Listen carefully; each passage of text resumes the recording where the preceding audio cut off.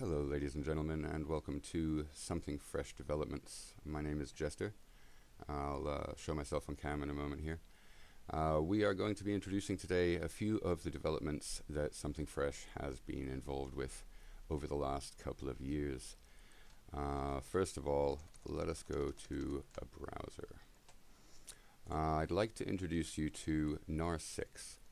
This is the NAR6 engine.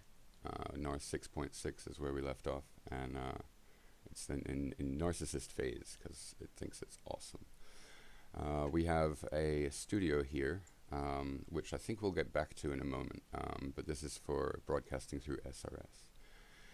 We have a casting studio allowing us to build up. It's doing a lot in the background, I'm rendering and stuff.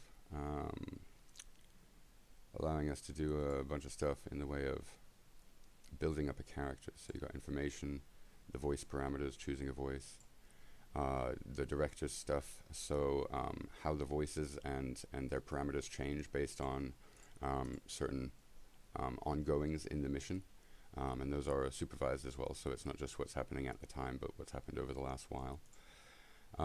Imagery, obviously, profile image.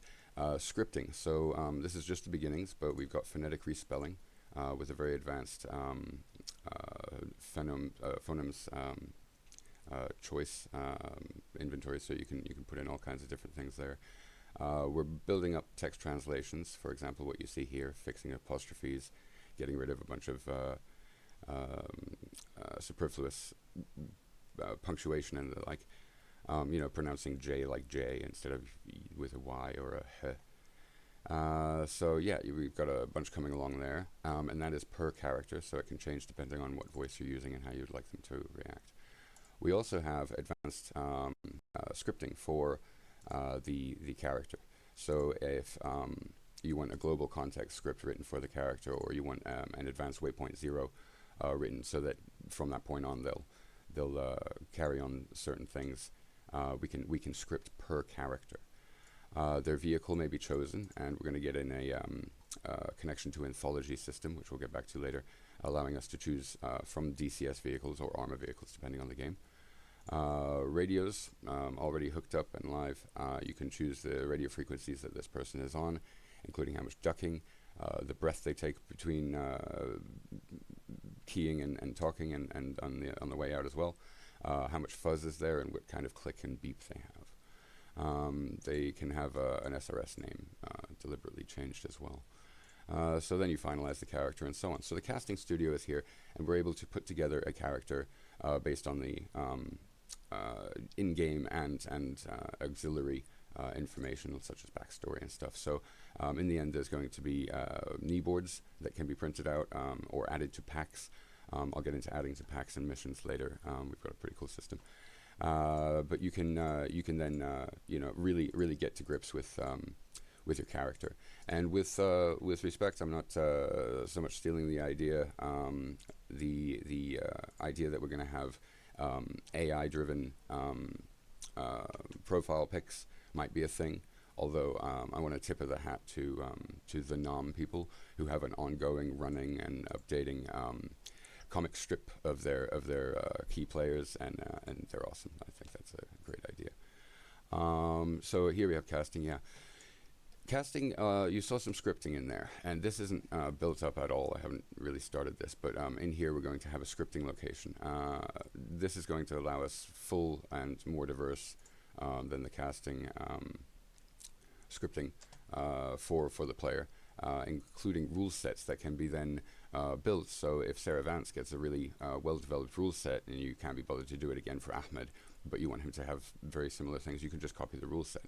There's going to be all kinds of different things in scripting, for example, text translation, common phrases, phonetic spelling. So there's components within the component that you can then transfer to other characters. Furthermore, their behaviors finalize. Furthermore, in scripting, we have not complete confidence in AI. We're not going headlong into everything being AI. I'm not really about it. But there are certain uses for AI, and we'll get back to this later. I'm going to give you a lecture on my feelings about AI. But for now, there's a couple of things that it can be used for. And one of them may be script flipping. So the script flip functionality will allow us to have phrases sent to the system, and automatically, should you have the time to do so, say it's a briefing or an introduction or a new personality or something that's not time sensitive, it can come by here, spend another 10 to 15 seconds flipping the script, and then send it back. Again, it's the same voice, or the chosen voice. The context of the unit matters, so the pitch might increase, their speed might increase just fractionally. They have different background ambiances. We'll get back into all of that, but also their script will be changed every time it plays. So instead of Cargo 1, be advised you have bogies bearing 090 for 24. That's a pretty simple thing. It's not going to be flipped a huge amount because it's mainly details, and we salvage details. We survey for details, keep those, preserve the details, and then reword it. So it might be instead bandits 090, you've got 24 before they get to you, something along those lines. You'd keep all the information in. I'm not even sure I did just then, but you'd keep the information in, but the script would be changed as much as possible each time, which is kind of cool. So before we leave casting, I want to point out that because we have information, dynamically generated histories and attitudes, if you want them to be, because it can script flip the entire character if you wish. You've got director's context saying what this person will do with the behavior script during a certain context. They've got the voice of the person that it's supposed to be. They've got imagery, including what's going to be not only squadron and face decals, but stuff for the libraries. We can even have a library builder. Ooh, we'll talk about that later. We're making a client-side thing for that. We have a lot of power here, and what this might do for you, actually, this is kind of a punchline here in the casting part. What we could do is create our own characters in DCS. Now, I know this sounds really sort of like not post-apocalyptic. What is it? The end of the world kind of stuff. But we we can have our AI players fill in for those who aren't around. If you have a menu system where you can add wingmen or call in to affect cast support or other things like that. Maybe you're doing a combined arms mission and you guys are on the ground and you really wish my friend Chocolate was here with his Apache so he could come and nuke all of these bad guys because I'm having too much of a problem driving these tanks. Well, Chocolate's not here, but what you can do is you can call in Chocolate, the character, the AI character, and he, in his livery, in his vehicle, with his face on the library. I'm going to pull some of that up now so anybody who's not aware knows what I'm talking about. He can actually appear there in real life, and thanks to the behavior script, we have the ability to really make them act as they should be. So I don't want to hear any politics about the library for Palestine, Free Palestine. Let me get to this face part here. Did you get to a face part here? Pretty sure we got to a face part here. Hey! So for you whippersnappers who haven't been around long enough to know, you can not only develop your own libraries, but you can also put the face on the library. And I think it does its best trying to mold based on shape of face and shadows, but I'm not even sure if the molding is there. But this is pretty spot on. This looks a lot like me. And I grew up in Kuwait, and I got the Palestinian flag there, so we're doing the colors. Face mask, face, and of course library, all developable. So, given that that's the case, and that we are indeed building client-side software to develop libraries, you've got your character. They've got their own profile picture in there. They've got their voice chosen. We'll get back to that. They've got their director's context all decided. When they're by the seaside and they're not in combat and they're not moving, they'll be hatch open, hanging out by the beach. So you'll get birds, or maybe you'll get people talking in the background. You'll be on the beach, Anyway, that's them, and thanks to their scripted behaviors, they act like themselves. So they sound like themselves when they speak. They look like themselves in the air or their vehicles, and they act like themselves. For example, if this person gets lazed, he takes a few seconds before he fucks off, whereas an AI might not. or maybe he's a coward and just fucks off immediately. So you see, there's things that we can put in here to shape and form characters, whether they be real life characters that we're somewhat replacing when they're not around, or characters of our choice. There's a large scope on which we can build our characters here. Anyway, that's casting, and we've gone through scripting, including the LLM options. Let's go to the sounds gallery, just as a less head-wrecking feature. We have the Symphony Vault. Now, upon release, you'll be given a pretty empty vault, or I'm going to figure out the legalities of providing you with a archive that you can then download from me altogether as like a one starter pack, if I can get the common licensing to work that. I need to look into this. Otherwise, you'll get an empty catalog. What is cool, though, is that we're building a catalog audit is here. No, we haven't got the UI strung up yet. I've been working on the system itself in Python. So we do have the ability to scour the web. There's going to be a number of APIs plugged in, most of them free, others you can pay for. You go ahead and scour the web with this machine, and it will pick out, and it's already done very, very well. It's got 3,375 assets. And we've got a human audit many of them. It's freaking brilliant. It makes sure that the sourcing is good, that the licensing is good. It protects the authorhood of information and preserves it with us. It gives and the source and the date and blah blah blah. By a number of seconds. There's I think 4 different types of audio that we're looking for. Heartbeat, sound effect, middle effect, whatever I called it, and then song. So you've got various things that you can do to seek out all of the things you need for the different categories, because what's very important is, boom, let's go to Studio. Now this is the creme de la creme right here. This is the icing on the cake. When the CSS likes to load, thank you. Dear me. All right, so here you would have the icing on the cake indeed. Welcome to NAR6 Studio. This allows you to, on the go, on the fly, in the web editor, or by scripting, throw broadcasts through SRS based on narration by your picked characters with the voices that you've chosen, editing them here, or, as this is on live, telemetry. It's awaiting telemetric connection because I haven't given it a unit yet. In fact, all of that's actually still in the making. Trust me, it is very far along. I've just started getting the information back here. It's not updating the UI yet. I won't do the showing off right now. But you basically pick a name from here. This is the part I'm working on, picking one actually instead of just typing one in, which is what it was doing. It's kind of lame. And once the unit is picked, which I can't do now, it decides what's going on with that unit. And there's a script in there that sends back to NAR6 updates. So every broadcast that comes along comes with its own ambience. So if they're not on the beach anymore and conflict has gone up to holy shit, and the fright has gone up to 20 because you've been there for about half an hour, and health is down to 60, then their pitch is going to be up, and their speed is going to be up. It's got a cap at 1 point something, I think, which is responsible.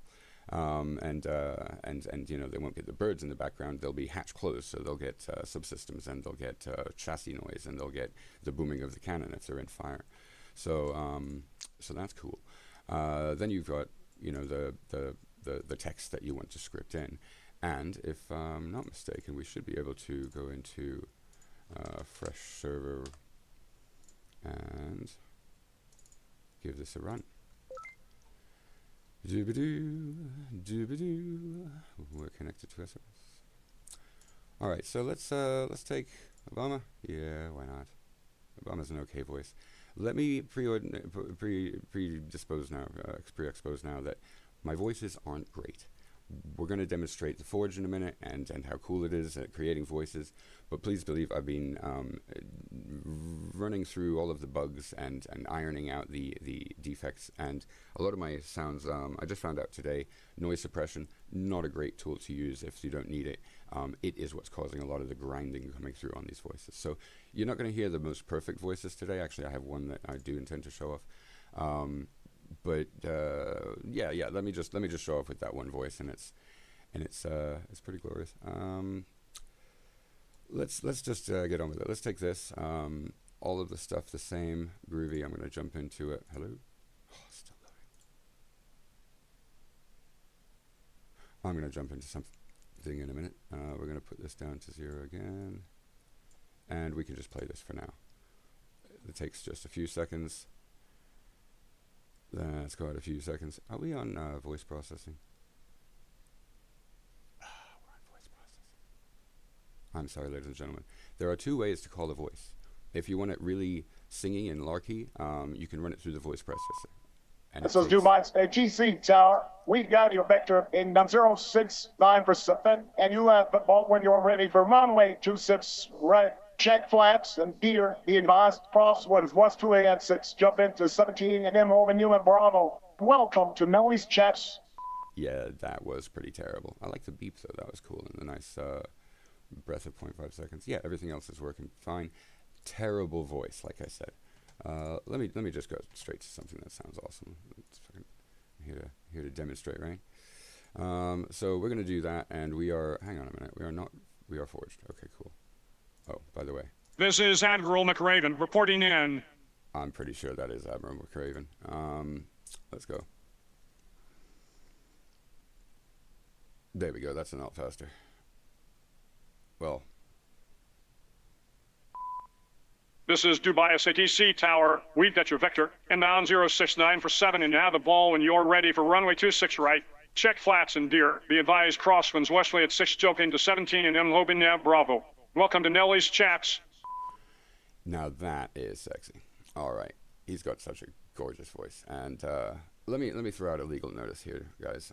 We might do some similar to celebrity voices in ours, but you know, protect the source. So I'm going to be looking up a lot of people and finding out what they feel as far as their piracy views and their privacy views and all of that, and just try not to step on anybody's toes. What we do though is I didn't have time to run around and get everybody's voices and have NDAs signed and all of that good stuff. So what you're going to see here is Whoopi Goldberg and Morgan Freeman. I'm going to be talking freely about that. This is very demonstrative in production stuff. Again, I didn't have a time to run around and get a bunch of voices from other people recorded. I just went on YouTube. You guys might want to do the same. Like I said, just try to protect your sources. If you feel like you're going to be hurting somebody's feelings by stealing their voice, please don't. Legality is that is in no way legal coaching either. But you get the idea. I might have to email Arlie Ermy because, of course, yeah. So this, right, what does it do? Well, it allows you to choose the radio stations. This comes across from casting, but you can change it here. You can also broadcast on common or test or guard. Get out of my way. You can also do manual overriding of the effects that are here. This takes an age to load first time, so I'll just let it do it. You can hear it's not exactly what we needed, but yeah. And you can add them in there. We'll just do that. There we go. That's fun. Did I just do that in narrative? Yeah, I did. Oops. Oh, that's why. No, that's not why. No! I've broken our cataloger. I've been doing work on the cataloger, like I said. Alright, yeah. We just changed from a directory structure to another one, and I think that's probably done that. Leave it to Beaver, chaps. Anyway, is there one with... there isn't. We just redid the damn composition. Nice, nice. That's our cutting narrator telling me he's bored and we should probably get to something. Hello.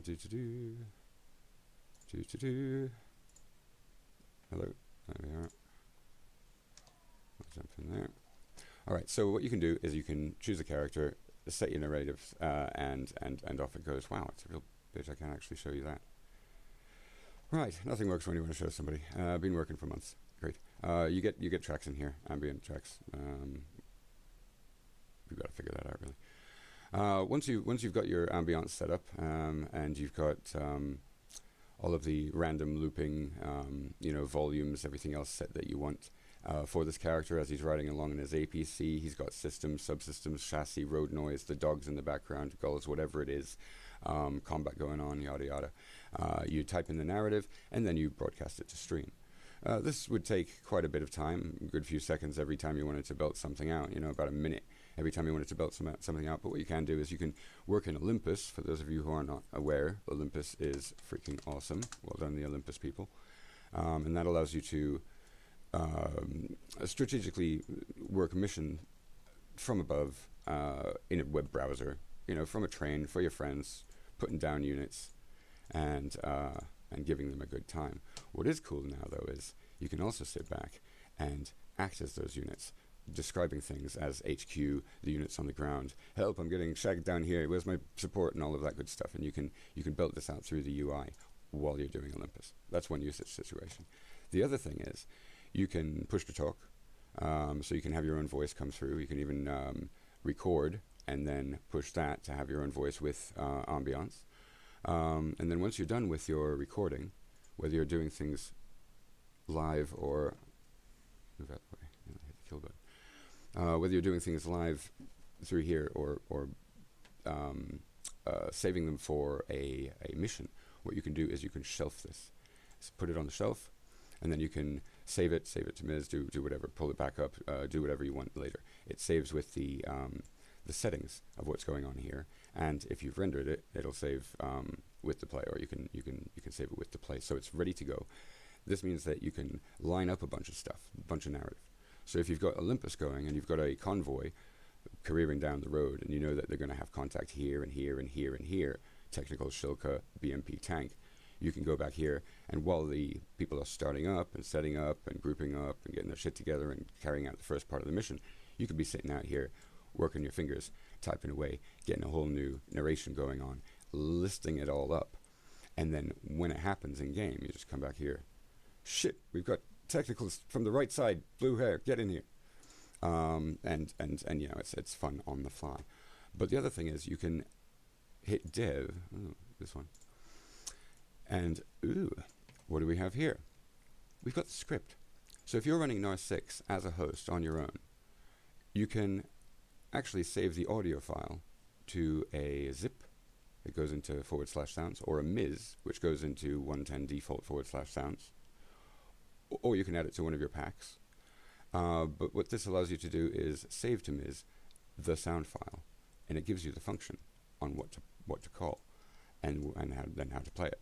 So you don't even need to worry about any scripting whatsoever. This is the narration that plays that song if you've got it saved in your Miz. Meanwhile, if you've got NAR6 running on your system, you're not just using your friends, and you've got NAR6, your host is running NAR6, you're scripting for your host, and you've decided to use NAR6 as if you would Hound TTS or Moose or anything else that you've decided on as a third party, such a supplemental. This is a big engine. It comes with a massive sound catalog. It's more sizable than Moose by far. But, as far as functionality is concerned, if you've decided that you're going to use NAR6, go for it. Here's NAR6 Broadcast. NAR6 Broadcast will, instead of making you save the file, pack it into Miz, always have it there, have to rechange it every time, etc. Well, this actually gives you the functionality to call that sound from NAR6.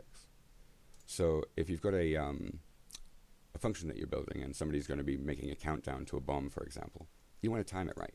You might want to come in here and find out how long it takes to render. And then, depending on that, you go ahead and grab this function, slap it in there, time it right.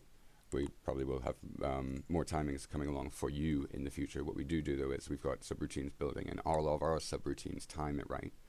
So you've got that really hard to get results where you can actually call to a third-party engine and still get on-time sound. 3, 2, 1, boom. Less than half a second differential. Well, depending on how you do it, you could handcraft it perfectly, but yeah, it's going to be pretty damn tight. So, then there's context, which you can input a whole bunch of your own context or the character. You basically choose a character, and depending on telemetry or what you have set here, it'll come out as that terror. Nice. He takes the piss. So yeah, that's how you would script with that. You don't even need to do any scripting. You just do the scripting that you've done, or make triggers in the engine, and this dev button up here does that. If you've changed this, it automatically. Oops, no, it doesn't. It automatically does. It does in the broadcast one. Oop, there's a note. It needs to do it in the other ones. It automatically changes the script dynamically. So if you hit dev, it copies. You don't even need to be in here. You just go to broadcast and you hit dev, copies it to the clipboard, write in another line, dev, copy to clipboard, write in another line, dev, copy to clipboard. Again, if you want to save it to zip or miz or packs, go for it. Speaking of packs, there are a bunch of sound packs you can make. There are also add-ons I've built for the cutting insulter, CTLD, and the narrator, CTLD and Caesar, rearming, a watcher, barrage, and hog pilot banter. Yep, a bunch of different stuff you can add in, which is cool. How would you boys and girls like a pirate radio? I thought you might. So there is actually a difficulty that a lot of developers have got into with playing pirate radio, because it seems that one broadcast might stomp another broadcast in SRS, but we've got to remember that, along with 100 other issues, to ensure that pirate radio actually works. You might need to wait a few seconds before it starts. It's priority 0.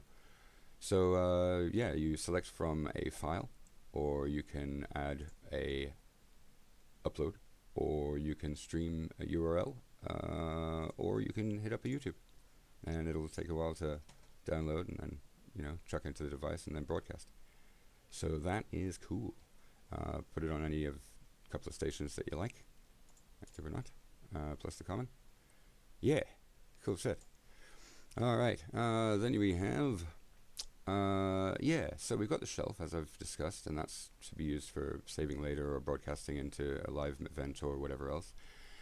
We have a playlist here, which should be at the bottom actually. It's just going to show what SRS is playlisting. So if there's a whole bunch playlisted, and you can see it's from good friends of yours with authority who have got, you know, imperative messages coming through, then you don't do an auto play immediately over here, which I haven't put in a button for. More that I've designed, but it's just hanging out in the background. Yeah, so you can either play it from that, or you can save it to Miz or whatever else layer, or you can reload it, blah, blah, blah. Playlist is that. Soundboard. Looks like shit, actually acts like shit now. I haven't done a huge amount with it, but pretty simple. I'm going to get to it. It's going to be nice in squares with icons you can choose and shit. This is basically so that you can be in-game doing the live action thing, and then you know, have a fart noise before somebody goes, "You failed, blah, blah, blah, blah, blah, blah, blah. This is why you suck." And then another fart. All right, cool. And then wah, wah. All right, very nice. You can choose from the people over here. You can do funky stuff, add characters, and you can save these in a composition. So if you've got one mission, maybe one of your servers, or a specific Miz file that you're building as a Miz, and you want it to act a certain way with certain characters doing certain things, you can do that. You can bring them in here, you can do funky stuff. Save it as a composition, then go into another composition, do funky stuff, and save it as a different one. I'm not going to even push buttons right now because I'm not sure how well this works. Reasonably. Or not at all. Haha! Yeah, totally crashed the page. Fantastic. All right. You'd complain about AI slime, but I'm here to tell you that if I was doing this all by hand, we would be in the same situation. I'd just have a bunch left undone. As you can see, we've got a pretty comprehensive settings panel, which is very nice. Get into dependencies and requirements. We do have, I'll swap to me. Hey. Hi guys, I'm Jester. Yeah, we've got a number of dependencies to download. So once you've installed the pack, we are very proudly standing on the shoulders of a great forefathers in technology, people who work in Python and on that engine, people who have come up with AI gizmos all the way through. And I'm not talking about AI slime for ChatGPT through, you know, shopping lists. I'm talking about the technologies that refine, distill, and forge the voices. Very, very high-tech stuff. Some of that has AI. We've got, you know, PyTorch and all of those people to thank. I mean, we've got a huge amount as far as, you know, Claude and the AI that has supplemented my work greatly. and I'll get into AI later. Yeah, so we've got a lot of people to thank, and I really wanted to express my appreciation for all of the shoulders that we're standing on here. Totally forgot how I got into that. Just got choked up a minute. Yeah, there's a huge amount of technology that's already done for us. So my job has been pretty brilliant, I must admit. But it's really just stringing together a huge amount that other people have done long before me. So I've been learning every step of the way, and you know, only learning a fraction of what's really behind the scenes as far as their code is concerned. So as far as dependencies are concerned, once you install the package, it's going to ask you what kind of options that you want. For the studio, you'll need the catalog. You'll need to download a bunch of audio of your own, so you'll need to scour the web and create, it does it, create placements for all of that stuff, getting a good 2,000 to 3,000 samples at least. And then Python packages and such, and then it's going to ask you if you want Forge. And Forge, which we'll go to now, is pretty damn cool. However, it's a very powerful program. You'll need to download extra stuff if you're on AMD, NVIDIA, just doing CPU, whatever. You'll need to download a number of Onyx and base models and a bunch of other voice stuff. You will want to have yourself a Hugging Face key. It's free, so don't worry, but I'm sure there's limits to it, and you'll just need to get on top of that and plug that in. Set permissions for site-wide key use if you're only hiring up admin that you trust, or set permissions to specific users if you want to finger specific users for using your key. Otherwise, they can all put their own stuff in. And yeah, let's introduce you to the Voice Forge. So, Admiral McCraven, thanks for letting us borrow you for the demonstrative material here. We have put in a name for Admiral McCraven in info, and we move along. If we don't want to fill in the rest, that's fine, to source. And in source material we have, I'm sorry, let me get my face out of the way here. For source material, we are able to put in a media URL, YouTube, SoundCloud, Vimeo. We've got a few things covered here. You can also live record your own voice, which I have actually done down here. It's coming along pretty well. We've then got upload, so you can upload a batch of material. Say you want to be Riverside, a nice quiet place to do some recording. Yeah, you can do all of this any way you like. Or you can actually input stuff from the catalog. So if you've got a huge amount of material because somebody's recorded a bunch of lines for you, and you don't want them to have to record all of the rest of the lines, yeah, give me a good 4 to 12 minutes of them naturally recorded on their own, you know, really pure samples. And just pull them out of the catalog. Boom, boom, boom. They stage in the samples where you can. Thank you very much. Hear them. And as you can hear, that has some clapping at the beginning, which is going to pollute our stuff. So if it's a really horrendously large sample, you might want to limit audio, and you get a limitation there. And off you go to the next part. But what I want to draw your attention to is you can use identity DNA instead. So if you don't have any source on someone, or you just want to come up with a new voice, you type in here, big gruff bloke who's been smoking for 40 years, he drives a tank now, and he's a gruff, mean bastard with a deep, booming resonance and a sharp, cutting set of consonants that he uses to poke people while he speaks. And believe it or not, it's pretty good at creating a voice just out of what you say. Of course, it's not going to be, I mean, you'll get what I just asked for and then realize that you forgot about the tone. So he's a big gruff guy, but the pitch is up, or something else. You might want to come back and re-modulate, or just, you know, roll the dice, as it were. But identity DNA, not audio material, can be used to source for the voice, which I think is just beautiful. It certainly means that you can avoid legal disputes or stepping on anybody's toes. You don't need the NDAs. You don't need to go find, you know, who actually spoke the voice when you're to clone. You can do it on the fly with text. So that's pretty cool. So then once you've got the sources, you can skip refinery or you can refine. And as you can see here, we have a number of tools to help you refine the voice.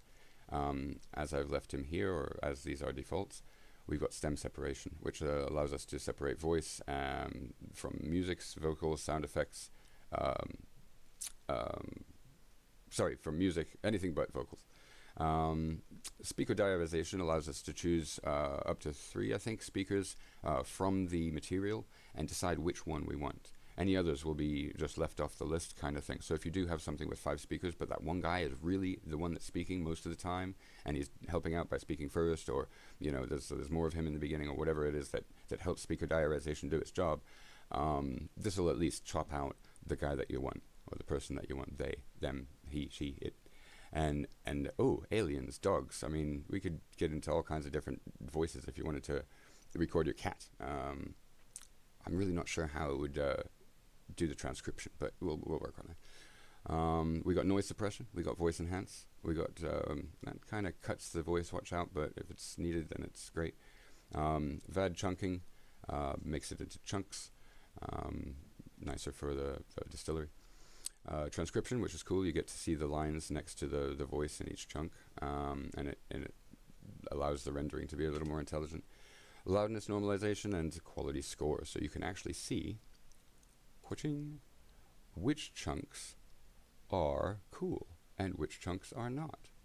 And then you can, intelligently by checking of course, decide what MOS and what level of confidence you want, and you can drop below. Which it auto drops actually. It auto drops based on a default, but you can restore all if you end up with too little, or you find that the dropped chunks are actually really awesome.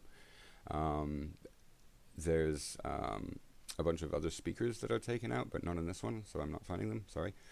And you can see which ones have been dropped, and you can of course play Moments them. away from starting to change the world for the better. It will not be easy, but you are the class of 2014, the class that can affect the lives of 800 million people in the next century. Start each day with a task completed. Find someone to help you through life. Respect everyone. Shut up, Nikulski. You're wrecking my demonstration. Right. So once through refinery, you'll be left with those lovely chunks, nice and refined, chosen ones brought to the top. And you come over to distillery. Distillery allows you to modify a shit ton. Speed, pitch, brightness, warmth, breathiness, chunks, and even add more DNA. For example, adding formant here would allow us to add the formant. It would then make that into text. See? And then if I were to up the formant, watch the text change. Doo-ba-doo. See? So it's actually adding DNA as well as the digital effects that would be the norm. It actually works really well. I didn't have very much confidence in DNA, but again, I'm stoked. It's delicate, but effective. It's spot on. So yeah, then we've got the phonetic respelling. So Iran turns into Iran.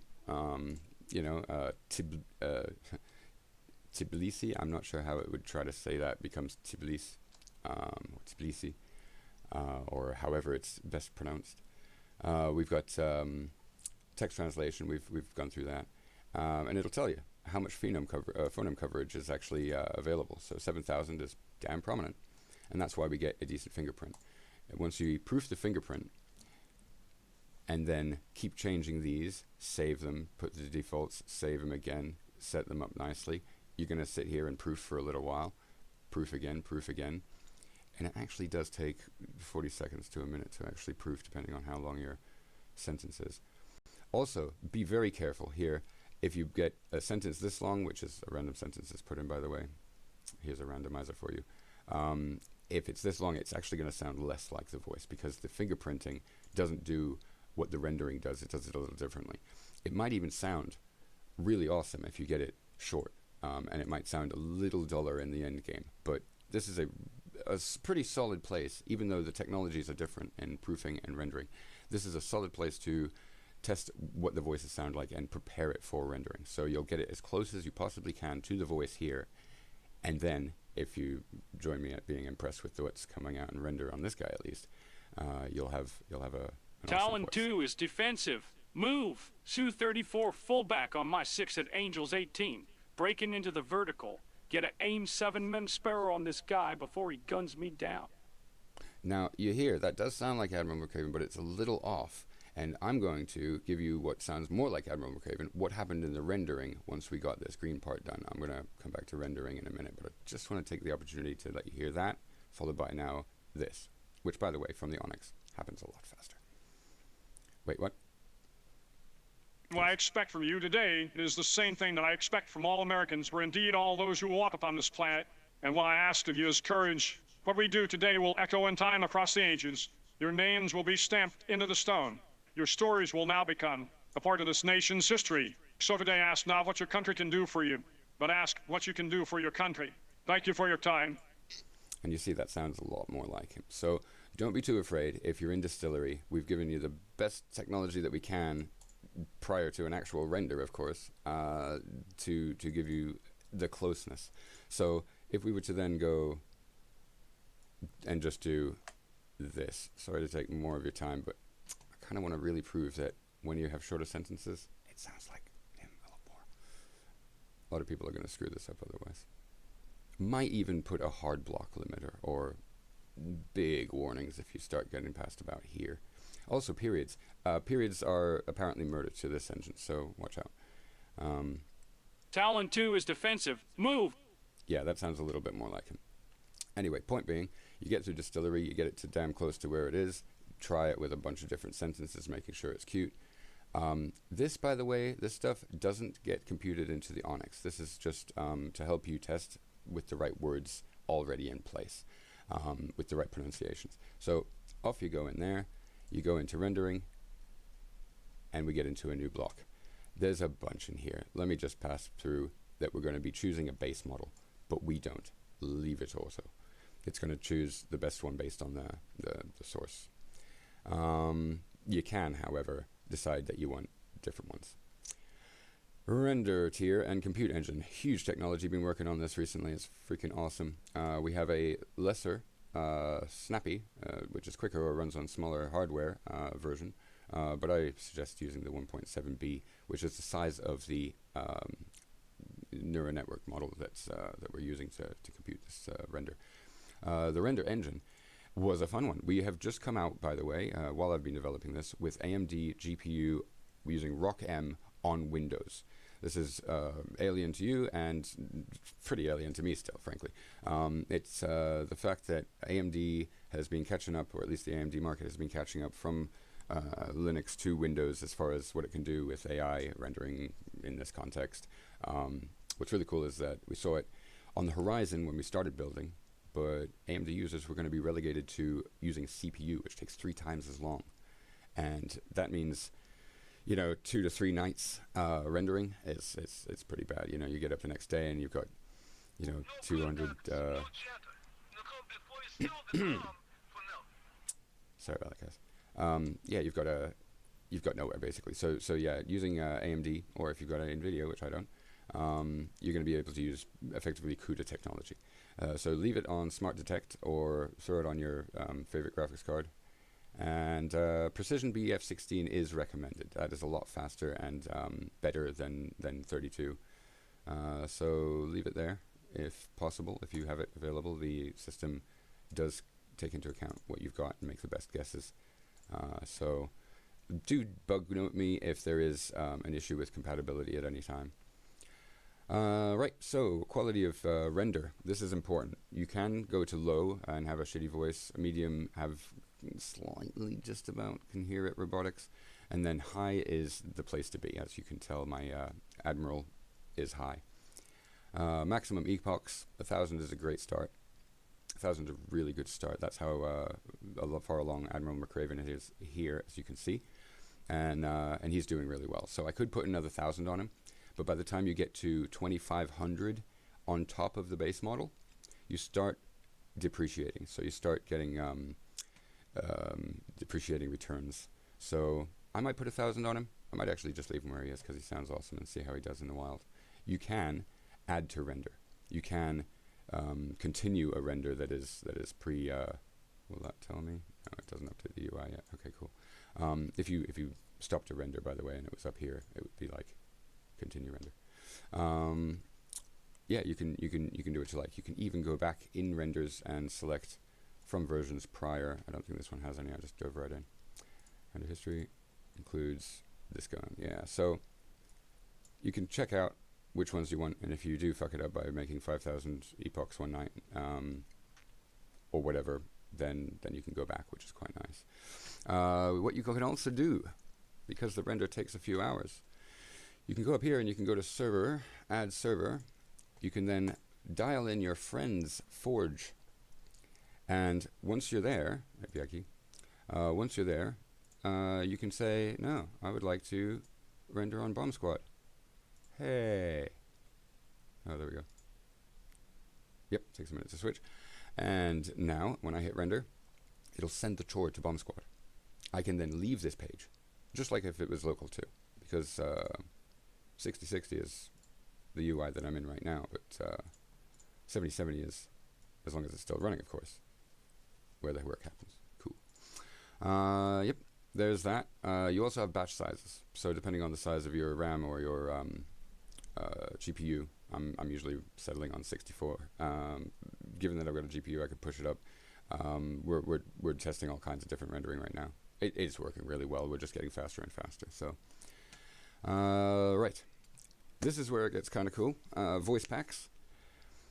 If you were to render a number of Admiral McRaven, when he's happy, sad, angry, passionate, this, that, and the other, then you can put those Onyx in a pack.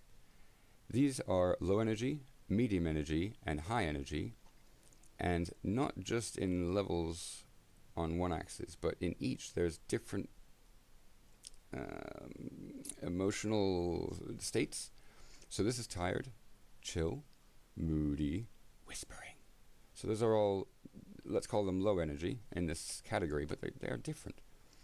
Temperate, intrigued, enunciating, in charge, excited, overjoyed, passionate, angry. Yeah, so we've got these different voices that we can line up. You just got to take 4 minutes of clean audio of your voice doing each of these, and then spend, I don't know, I think we'll get it down to about 5 hours rendering each. So within a couple of days, you could have a whole voice pack if you really wanted to squeeze it in. Still taking a while here and there if you wanted to mess with it. So these voice packs, why do we have them? Because I'll show you in a minute. Once you're in Finalize, you can verify the voice for use elsewhere. You can proof the voice. Admiral McRaven on station. Comms green, ready when you are. That's the fingerprint. This is Admiral McRaven. I'm Trend Crew. That was really badly spelled, I think. What the hell happened there? And then you can send these to Studio. Keep your memory on the mood packs. We're going to send these fingerprints in Onyx to Studio, and we can save to registry. We can also do a post facto recommended pitch and speed, because if you come out of rendering and your Onyx sounds pretty good, but you're like, damn it, I wish the speed and pitch were a bit different, you can actually recommend this to Studio by pushing them up here. And when you send it to Studio, it will, let's go to Studio. Once you choose a voice, you need to re-choose the voice to get the updates. Hi. We're actually not picking anybody right now. That's fun. Let's pick this guy. Mini other guy, sure. Then it'll actually put them here. And auto scale for you. Well, not auto scale, it actually puts them on here so that you can see the variable difference of, this is taking quite a while to. This is Dubious ADC Tower. We've got your vector inbound 069 for 7, and you have the ball when you're ready for. Yeah, that definitely needs more render. He's coming along though.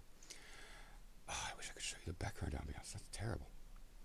All right, cool. I think we've been here. The best part of every story is the part that hasn't happened. YET. Oh, that's capital yet. Well, that's silly. Just take capitals down to. Hello?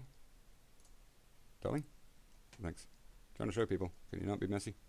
Whoa! Load the page, prick. Thank you. Of course, it's going to come with all of the slime. No, I'm just kidding. That's just my freaking page load. I could put the CSS at the top, couldn't I? All right, cool. So, yeah. Welcome to NAR6. I think we've done it, chaps. I think we've actually got through pretty much all of what's going on here. Let's actually run it, shall we? Let's do a... No, let's not do that. Let's do a... Yeah, Admiral Craven sounds great.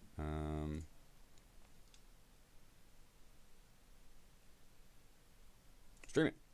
And then we'll have one of these and one of these with a client list to show you when this works.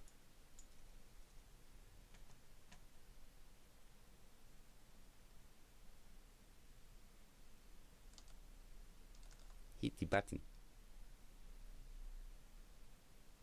You're on 251. Stream it, buddy.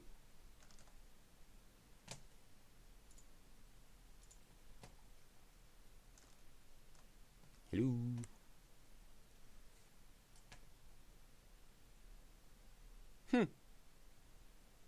I broke it. Yay, we get all that way and we're broke. Oh, hello. We got engine home now. Yeah, we do. Okay, cool. Also, play it. It's not a rendering issue.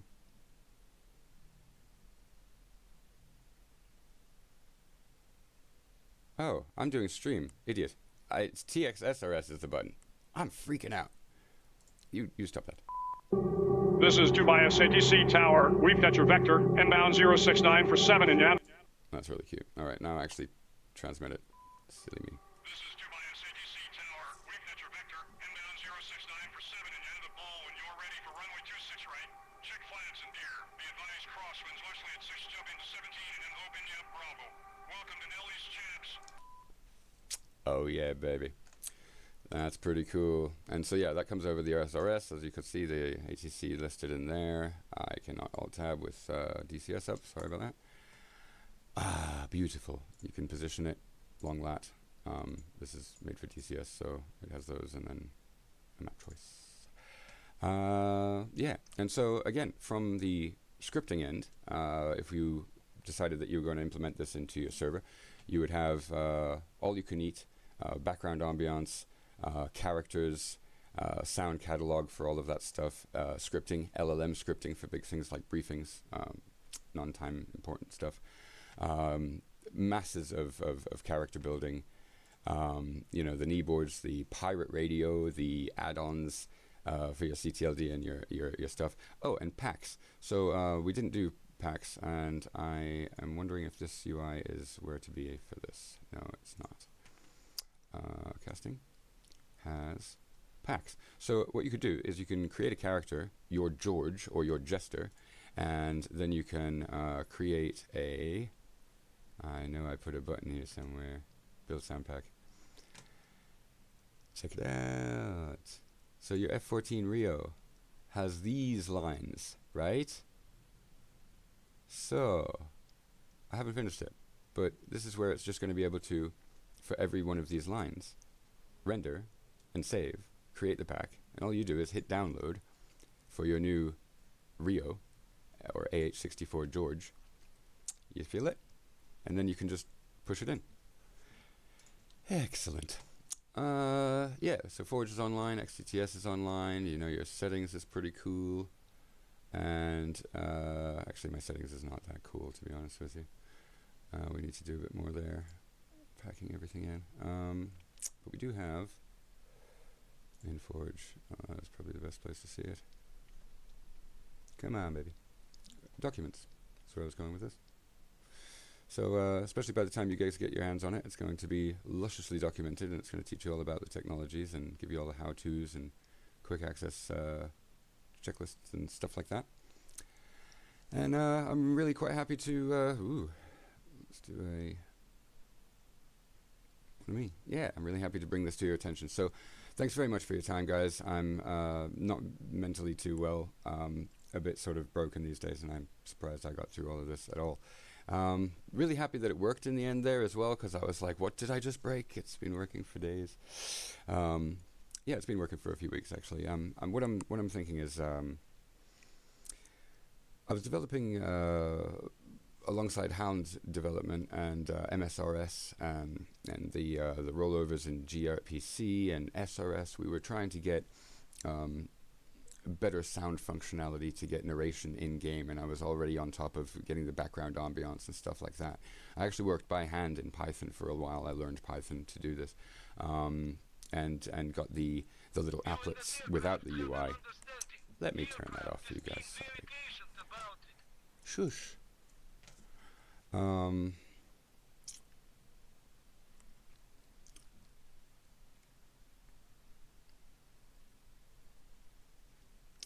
AI, yeah. So I've been a developer for 15 years in more than that in PHP and JavaScript, and I've been in some big libraries like OpenLayers and you know, all the jQuery stuff, and we've had a great time.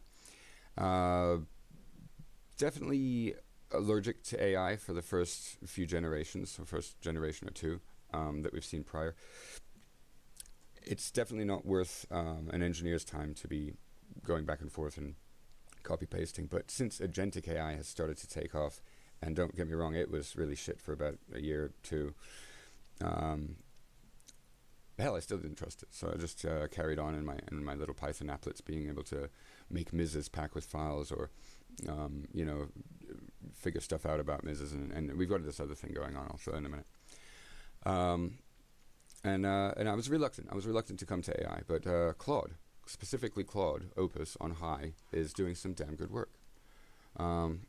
Which actually brings me to another part of this, which is the anthology and the Code Studio, and another use of LLM. So allow me to show you the anthology.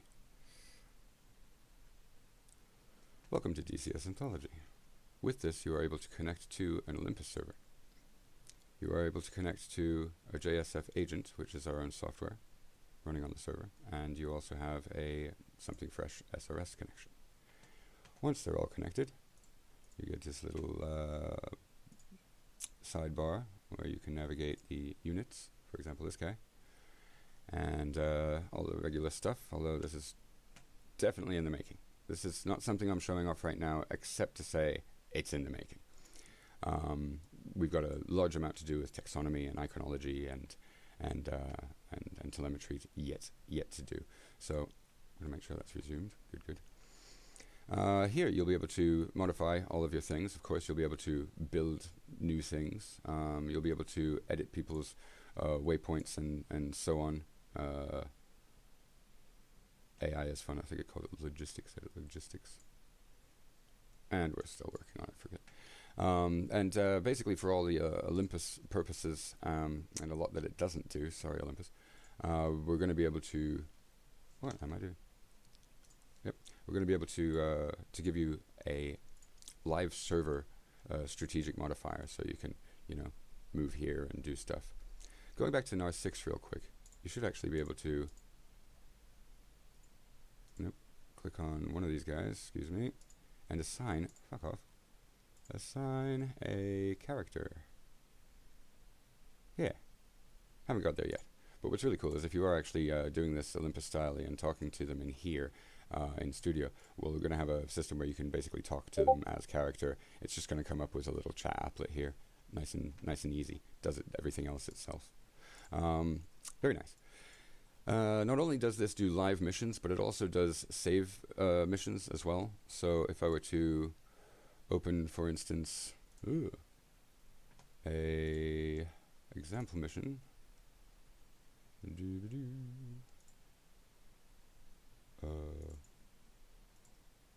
Maybe superscript examples, reference missions.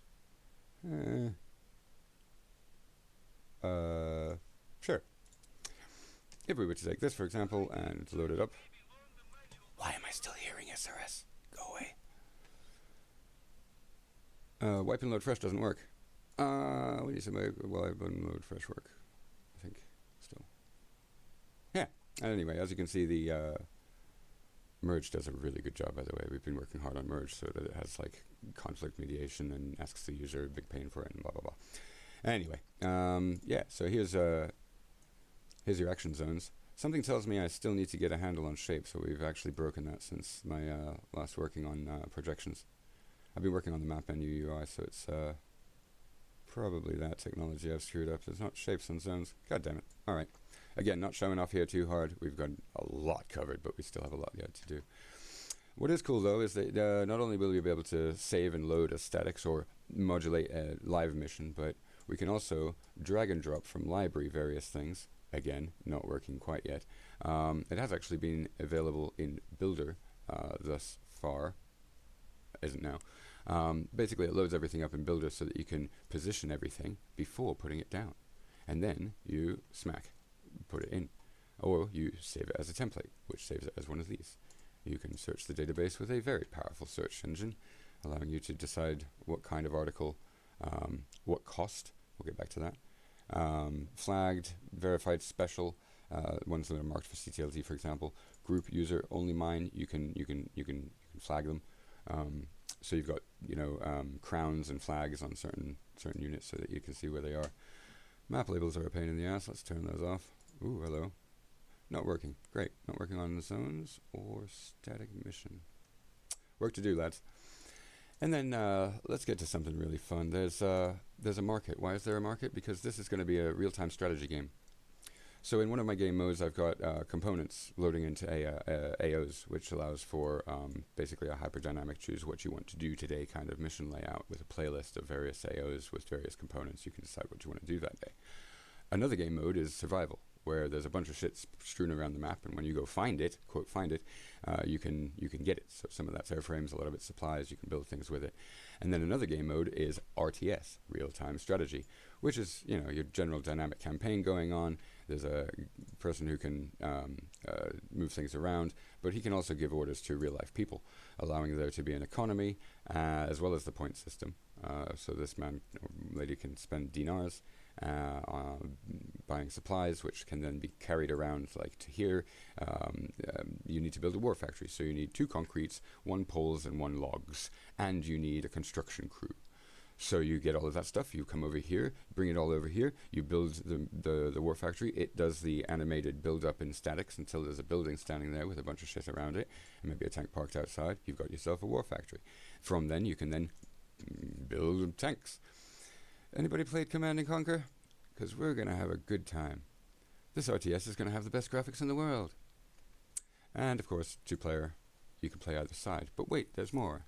I went 3-player, neutral. Yes, the civilians are going to be in here, and they'll have some armament here and there, but their main focus is just going to be rebuilding and keeping humanity and saving lives and doing all of that good stuff.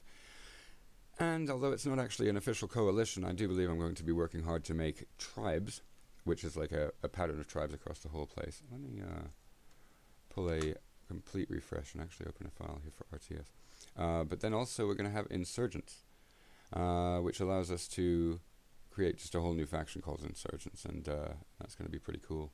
So that's the RTS mission, and I should have done this really first, but I'll show you as we go out. Missions, Jester, Persian Gulf, RTS. Hi. Alright. You wanted real-time strategy? Here's a real-time strategy. Each one of these has a tribe leader, and within it, different facilities you can go capture. You can build pretty much anywhere your war factories, but this allows you to capture a supply depot, which is here, big supermarket area, or this, which is a supply depot, a shipyard, much bigger supply depot, big deeper pockets. Logistic nodes, allowing you to hire trucks. Why is there so many supply depots, damn it? C3 places. I think this is actually based on when I was thinking that they would need to be in specific spots. The only things that need to be in specific spots are FARPs and air bases, which I will litter all over as well. So you need to capture those points to enable those. There are gold zones for special purposes, use benefits, and a lot more money. There's a couple of hideouts which can be moved around. You start at the blue depot and you move outwards. Yeah, RTS, motherfuckers, including naval warfare. Fabulous. And naturally, 2 people are playing RTS. They flip out with, the master generals. You've got a group of master generals. They're the ones, at different time zones, pulling the strings. Then you've got people on the ground actually doing the jobs. Well, you've got combined arms commanders, or basically commanders. We've kind of hacked out combined arms because you can now click here and, send units where you need to. And then you've got people actually using combined arms, the DLC, driving around in tanks. And of course, in addition to all of your boom boom stuff, you've got cargo people moving stuff around. transport people, moving troops into position. You've got executive commanders, and then you've got construction workers. We've also got special units like pathfinders, special forces, snipers, and various others coming along. Watch this space. From here, you've got the master studio that is actually being built into here. It might be a little bit behind the original. We've got the soundboard. Squadrons can be built. There'll be a chat lobby, user management, and all kinds of game options. The library is extremely extensive, and we could actually go to... Excuse me. No, it doesn't want to. Okay. Well, go... It didn't want me to open in a new one. Hang on a second. I'll be right back. Dear, sorry guys. Let's just set that up. Yeah, I wanted it in a new window, so ooh, why isn't that bottoming out? It's terrible. Oh, Jesus Christ. Sorry. Anyway, the library can be built up from here. It's coming along quite nicely. You can set the names of everything. Oh, by the way, gentlemen, if you've ever had a problem where you've got a group in a template and it's saved, but one of the names are wrong, or the group is named, Jumping Jacks 4, but all of the units are namesaked the old name, now you just need to type in Jumping Jacks 4 and sync name, and all of the units get the name, which is cool. I'm not going to do it now because this is probably something we're using elsewhere. Now the cat's going to interrupt us too. I think it's about time we draw this to a close, but we've got a lot going on. We definitely do have some DCS revolutionizing gear here, if you don't mind me calling it that. The idea is that no longer will the kids say, DCS, it's a simulator, what is that? It doesn't have any of that game stuff we want, because they're going to be able to drag and drop from a library. When they get on the server, they can fit into a more global, ongoing invade and annex kind of stuff that you do. You can set that up at will. It's going to be thickly narrated. You can get all kinds of different behaviors and different contexts going on in a mission. If you're supposed to be following someone and you leave them for too long, they're like, hey, Blue Air, what the fuck? If you've got supplies that you just crashed, they say, oh man, that's all my eggs all over the mail too. You suck. There's the opportunity now to really enthuse that. Background ambiance, tempo and all of that good stuff included. And from here, you can create a live mission for someone. You can just get down. And once it's all drawn up, let them play, carry on like Zeus in Arma. We don't have 3D editor yet. I'm not sure how I feel about stepping on their toes, but we're looking into it. We've got also then the ability to design missions right here, and with very little scripting, be able to run what you need. There isn't a trigger system built in. What we're likely to do instead is offer probably keep it unilateral, so it's either scripting or pulling in from pieces back here. But there's no reason why we can't mimic the DCS editor and get triggers in as well. For now, it's at least offering all of the Olympus-based, Olympus-level stuff and more. A little bit of 3D editor kind of... some of this stuff I really appreciate it, and they've given me some ideas. And I've, again, not tried to step on their toes, but sort of cater in the technologies that are really required for this kind of thing. Yeah, we're building it up. Let's take another look at connections. We've got a nice server hub there. In the end, you'll actually be able to just go my server, click onto one, and it connects to anything that it has available on that server as you've put it in there. Information will come up when you click on these zones. Oh yeah, it does. Cool. And you can just get rid of all of this shit if you want, and just be like poof. Yeah, some creature comfort stuff. Oh, and the market, yeah. And the market is for the RTS. So, you buy certain things out of here. Obviously, it's preordinate right now. Comms, including shared voice and video streaming. So if you wanted to get into production, we're going to offer full game production suite here, allowing you to tune into a number of people's different streams, have thumbnails you can click on, transitions, and all of that good stuff for your recording. It will then output a stream which you can then capture in OBS. Yep, very cool. All of this is very cool. Pause, resume, a bunch of different technologies we've had to overcome. I'm very happy with myself, if you can't tell. Not trying to be too proud of it, and it's very far from done, especially the anthology. What I will say, though, is that we do have the Forge coming together this week. I should be able to release it in the next couple of weeks. 2 weeks. 2 weeks. The reason it's going to take me a little bit longer is because I want to make sure all of the legal is covered, all the T's are crossed and the I's are dotted. I want to make sure that it's actually working all the way through. I'm still coming up with, I wouldn't call them bugs, but I'm like, why is this slower? Why is that doing another warm-up? Why is this UI element not showing me exactly what it should? So it's in the beta phase right now. What I would like, and this is a call to action, is I'd like a lot of people to come and join me. Download Forge and install that. Allow me to farm a couple of times, or you farm on me. Go ahead and check out its dexterity and NVIDIA, different hardware types on Linux, Intel versus AMD CPUs. Give me computers old and new, shit and good, NVIDIA, Intel, AMD, and let's put this beast through its paces. Let's see what this baby can do. And in return for that, you get to keep your copy and go ahead and forge up a bunch of voices for your gear. And if you've done some helping out, we'll keep you updated and keep you in the family. Anybody who is hosting now and is currently drooling over this and wants to put NAR6 and the Forge on their systems and incorporate this, I'd be over the moon. We need to demonstrate this in the wild. So what I ask of you is that you've got a consistent host. We are probably going to sign some contracts vis-a-vis the ownership of the software. We've got a lot to do together, so I need somebody who's ready to spend some time debugging and telling me about the issues.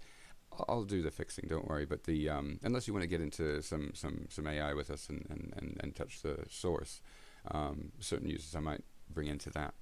It is a big trust issue, really, but I'm likely to open source this. I've got it on GPL 3 right now. Pending release, so I'm not sure if I want to leave it there or create a Patreon to help recoup some funds. For the last 6 months, I've done very little with my life for the last couple of years, and I don't know. It'd be nice to get back a little bit from that, but it's not made as a commercial vessel.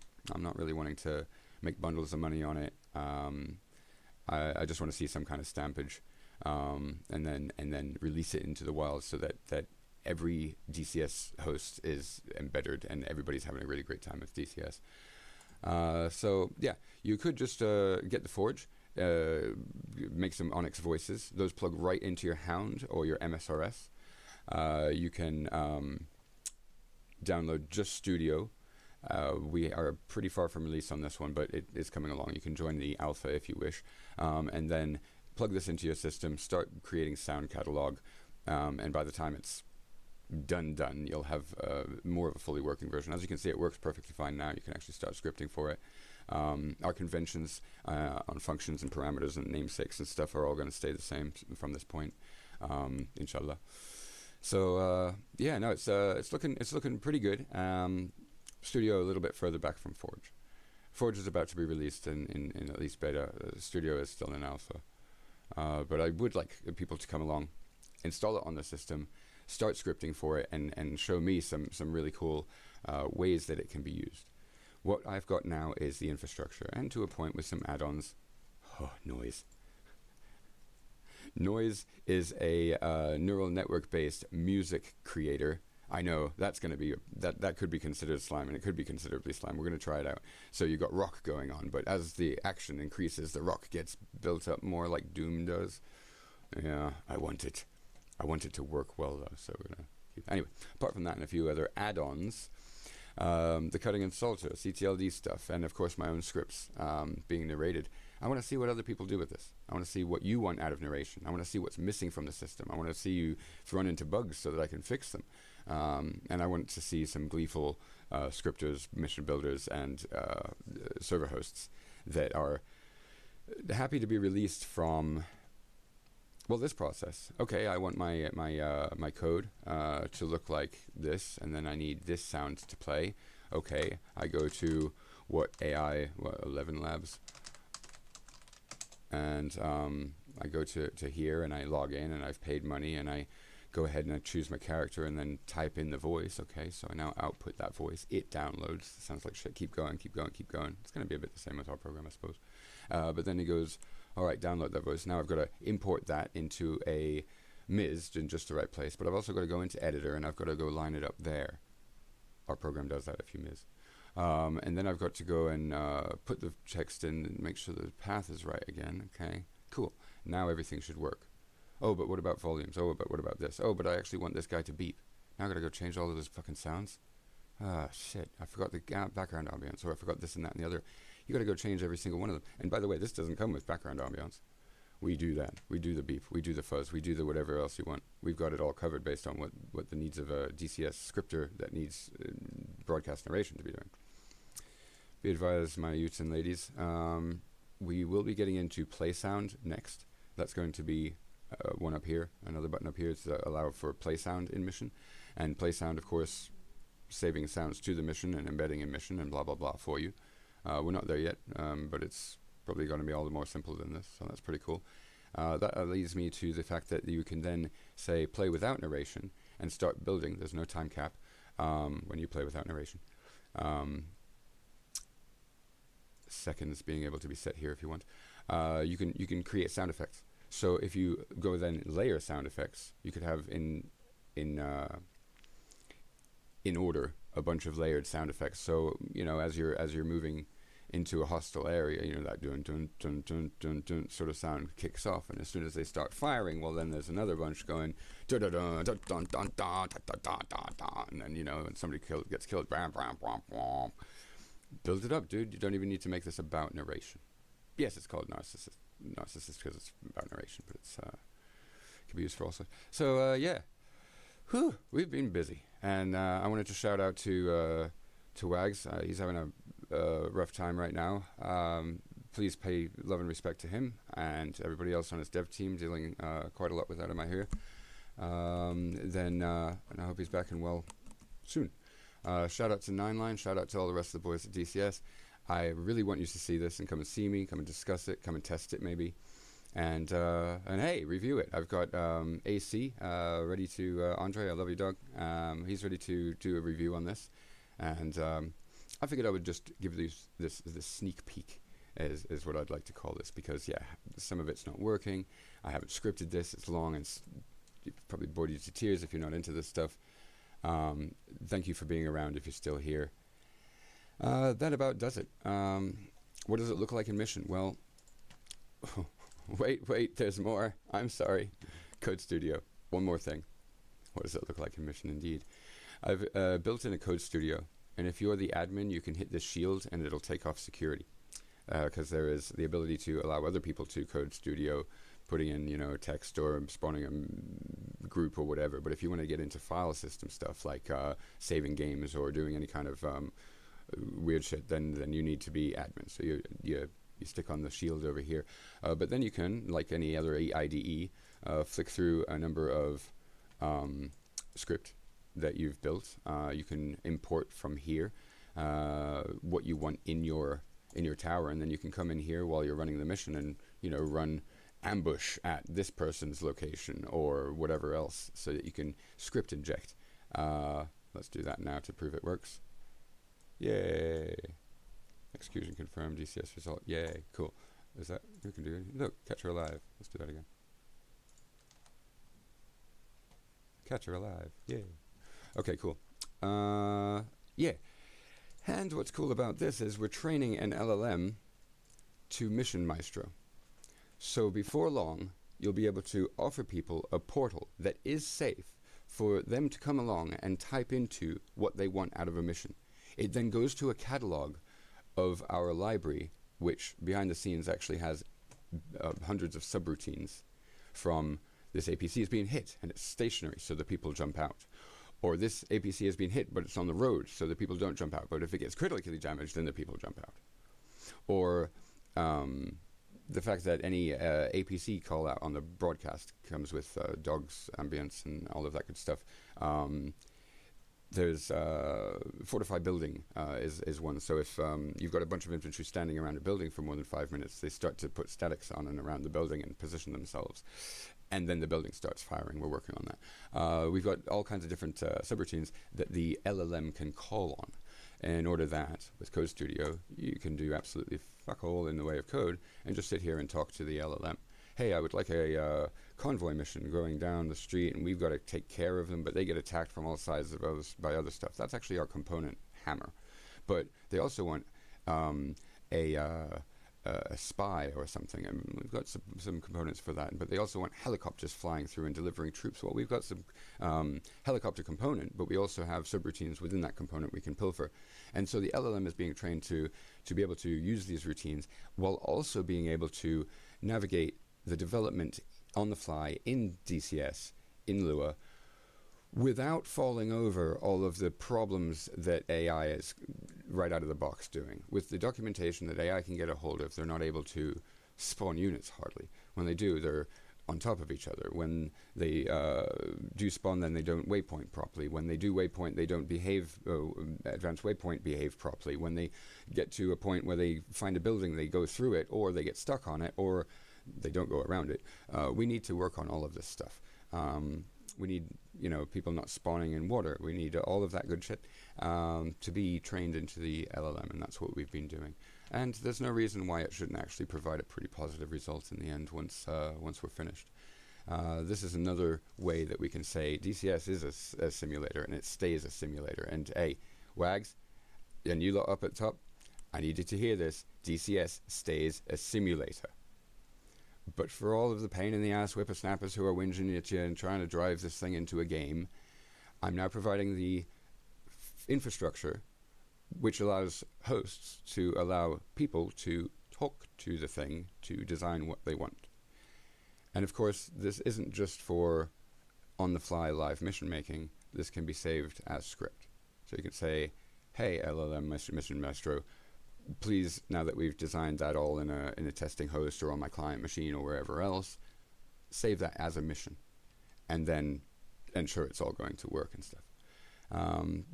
Lots to work out because we're working with AI at that point, and I'm not a strong believer. Well, I'm a strong believer, but I'm a very speculative believer even by this point. I do believe it's entirely possible. In addition to Mission Meistro, then we can get into custom Airframe Trainers. So you teach the LLM all about an airframe and 17 different ways to tell somebody where something is or how to actuate something, and all of the do's and do nots and the what ifs, and then they know all of that, and then they can teach that. And you can even activate speech to text and then text to speech so that you can conversate in the aircraft. A little delayed, but it works. And now, in addition to that, a ongoing mission, a dynamic campaign, is a no-brainer. LLM directed. So while Gemini right now is driving a coffee shop into the ground financially, I do believe that DCS is something, especially with trained reasoning and the concepts of DCS and all of the caveats, and of course all of our subroutines and programs and components. Yeah, we should be able to do this. Once again, ladies and gentlemen, I will draw a close to this very lengthy review of Something Fresh development. My name is Jester. With a big call to action, I will end this. I've been doing this alone. I say that we've got Something Fresh, a development lab, but I've got one young guy, another young guy, and an old-timer who are in sometimes, and one of them's just about to start doing some AI. They're obviously busy with their own lives, and I wouldn't consider them full-time developers right now. So basically, I'm sitting here alone, with a few chores being done here and there by some awesome people, and it's just getting to the point where, thanks to the AI involvement, that we're able to sit somebody down. And even if you're a noob, if you've got $20 for Claude, what you do is you go get Claude, you get VS Code, and you sit down, you get me to give you the demand spec, the handover document, you give that to Claude. Claude then says, right, what do you want? And you say, I dream of this in DCS. And you tell Claude what to do. Given the systems at the moment, now, you can sit there with Claude from your portal, watching on Olympus while they work, if you wish. And just keep telling him, hey, this isn't working. Hey, go do this. Go test this. Go make that happen. I want this happening, that happening, this happening. And we are now able to use Claude in Visual Base Studio, not my API just yet, in order that you can actually form things on the server. Meaning, right now, I need you to step up, no matter who you are. If you have a DCS dream and you don't mind getting into AI with $20 of development, I want you to, this month, spend your time smashing Claude for an amazing thing in DCS. because I can clip you into all of the subroutines we have now, and all of the information that we've currently gathered. I've got a component that's well on its way, and it's all been done as proving the system. I usually handcraft my own components. I'm still stuck in my archaic handcrafting, really, with a lot of the component stuff that I have started with handcrafting. But yeah, I just built Hammer in AI and watched it build it and get over a lot of hurdles and learning a lot and stuff. But it's time. It's time, boys and girls. We have the technology. Pretty proud of my work, but won't really be proud of my work until I see it in the wild. Seeing it actually providing a service and somebody enjoying it. Seeing it all banged out from all its kinks. If there's anything wrong with it, I need to know. So I appreciate your time, and again, step up. Go ahead and email me and or DM me or hit me up on Discord. Tell me that you think this is awesome. Tell me you want to get involved. Tell me you've got something similar going on. Tell me you've seen some other technology that's similar. Tell me you want to come and work for us.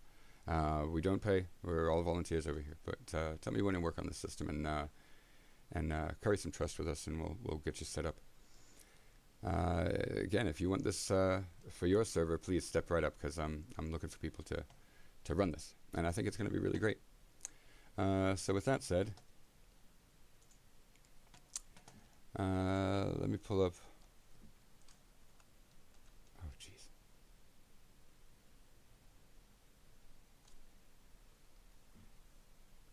Allow me to pull up something of Obama. And this isn't the rendered voice. This is from Distillery. But it's funny as hell.